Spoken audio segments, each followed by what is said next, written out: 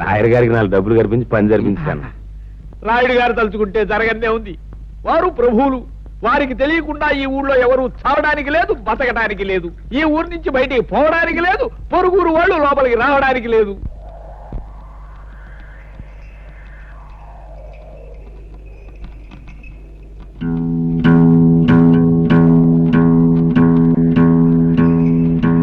అరివో సాంబా గురు, ఇప్పుడు మనం ఏం చేస్తున్నావురా? ఈ ఆట కొట్టి చూపిస్తావు గురు. నువ్వు ఎప్పుడు కరెక్టే. తాజా వార్త, తాజా వార్త.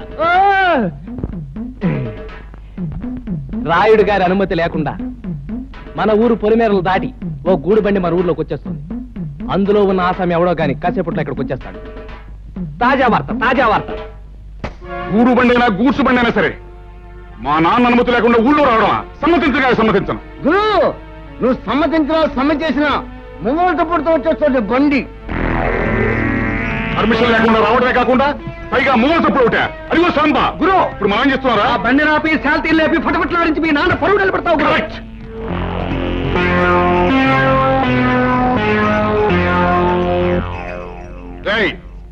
బండిలో పడుకున్న బాటుకోనాయాల పర్మిషన్ లేకుండా ఈ ఊళ్ళో కాలెడితే తలగిరిపోతుంది తెలుసా?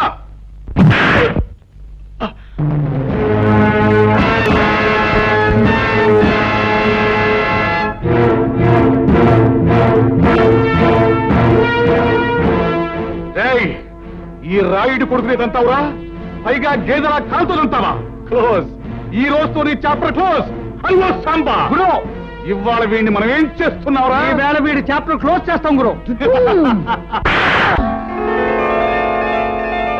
ఒరేయ్ రాయుడు కొడక, ఈ ఊరే కాదు ఈ దేశంలో ఏ ఊరు కూడా ఎవడబ్బ సొమ్ము కాదు. కనుక వచ్చే వారికి అనుమతులు పర్మిషన్లు అక్కర్లేదు. కానీ మా ఊరి పద్ధతి ఏ పద్ధతి అయినా ఈ వేళ నుంచి మారి తీరాలి. ఎందుకంటే మనం దిగాం కనుక. అరివో సాంబా గురు, ఇప్పుడు మనం ఏం చేస్తాంరా? మా గిరిబాబును వదిలేస్తావు గురు. Not correct, not correct.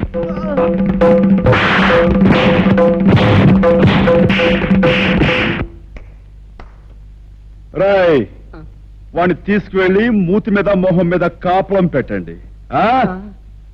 Right. 100 200 వేసుకో బాబా, తొందర వేసా.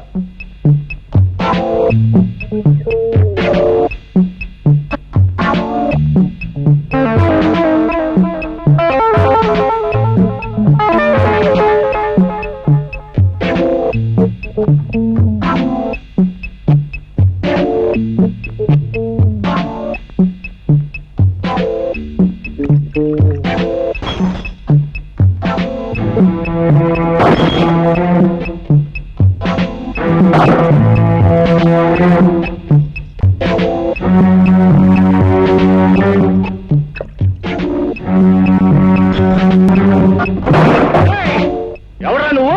నిన్ను చెడుగు చేస్తాను.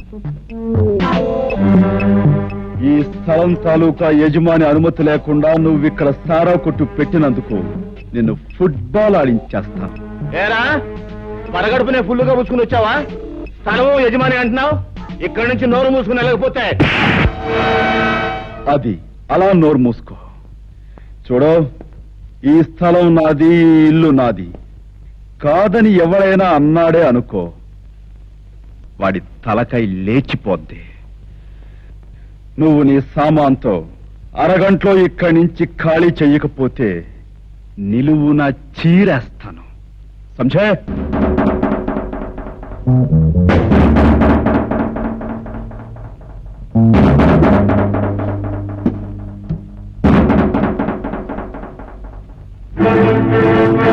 గురు, పరిస్థితి ఏం బాగాలేదు. సామాను సీసాలు సర్దేద్దామా? రే తాడు చెట్టు నా కొడక, ఊరు పెరుగులేని ఎవడో కొట్టు ఖాళీ చేయమంటే చేస్తామంటారా? ఏంటి గురు, పళ్ళు రాయ కొట్టాను, టేబుల్ అని ఎలిగి కొట్టాను. నోరు మీద లేకపోతే నీ పీకి నొక్కేస్తా. అరగంట పూర్తివాడు అదే చేస్తాడు. నోరు మీద గాడిద. రే భద్రన్న కొడక, అలా గట్టుగా పకీర్గాడు వాడు మనుషులు ఉంటారు. వెనక దాన్ని పోయి తొందరగా తీసుకురా. ఇంకా మీకు 8 నిమిషాల టైం ఉంది. ఇదిగో నా దగ్గర 2 సిగరెట్లున్నాయి. ఒక్కొక్కటి కలుసుకోవడానికి 4 నిమిషాలు పడుతుంది. ఈ 2 సిగరెట్లు కాల్చుకుని నేను గృహప్రవేశం చేస్తాను. గుర్తుంచుకో.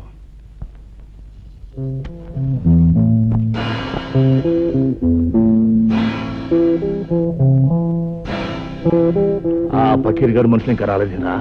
అదృష్టవంతులు వాళ్ళు ఇంకా రారు. ఓరి నా కొడక, నీకు దండం పెడతాను, నువ్వు నోరు మూయరా.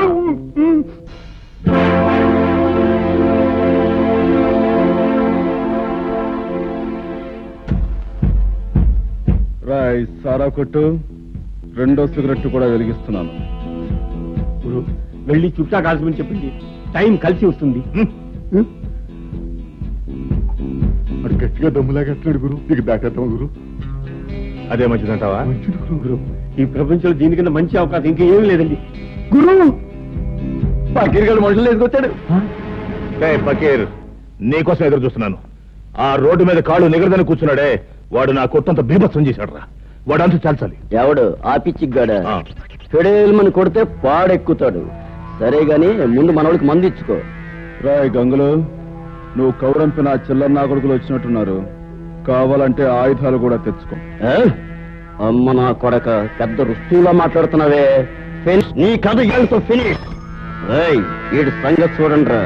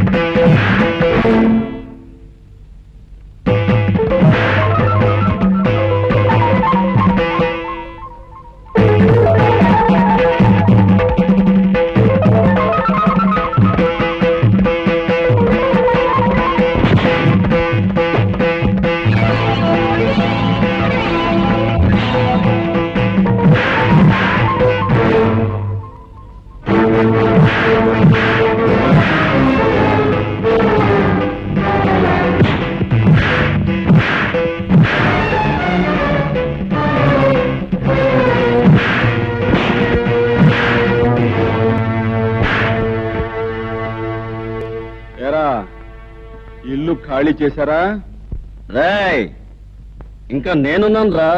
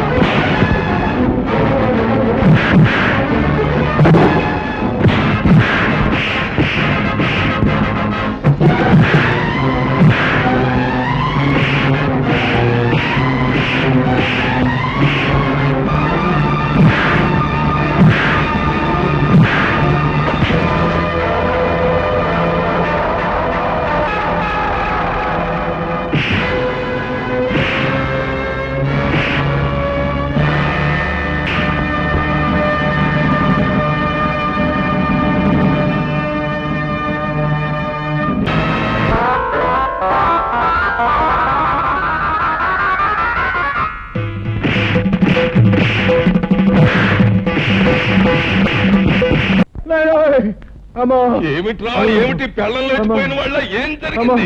కాసుల ప్రాణం పోయింది బాబోయ్.